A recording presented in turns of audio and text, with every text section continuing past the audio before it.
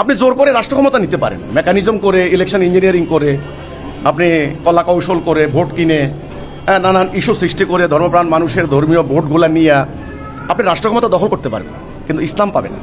ইসলাম ক্ষমতায়ন করবেন আল্লাহ। ইসলামটা কার? আল্লাহর। এটা আমাদের একটা বিশ্বাস থাকতে হবে। এটা দিন আল্লাহর।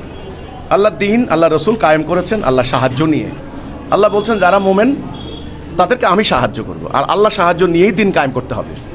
তাহলে কোন ইসলামী দল যেটা আল্লাহর মনোনীত, যেটা মোমেন, সেই ইসলাম প্রকৃত ইসলাম।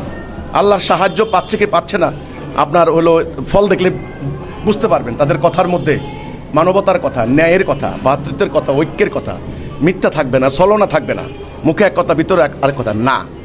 তারা নিজেরা না খেয়ে থাকবে কিন্তু মানুষের কল্যাণ করবে, ঠিক আছে? নিজেরা কষ্ট করবে কিন্তু ওয়াদা নষ্ট করবে না। এই দুর্নীতি অপরাজনীতি তাদের দ্বারা হবে না। এই দলটা কোনটা সেটা জনগণ এখনও ওই দলের দেখা সাক্ষাৎ পায় নাই। লেবাস আছে, ধর্মীয় দলের সাইনবোর্ড আছে, নাম আছে, নামের আগে পরে ইসলাম আছে, কিন্তু আল্লাহর খাতায় মোমেন দল এটা আপাতত আমরা দেখতে পাচ্ছি না। কাজেই আল্লাহর সাহায্য পাবে না। আল্লাহর সাহায্য না পেলে আল্লাহর দিন কায়েমের সম্ভাবনা নাই।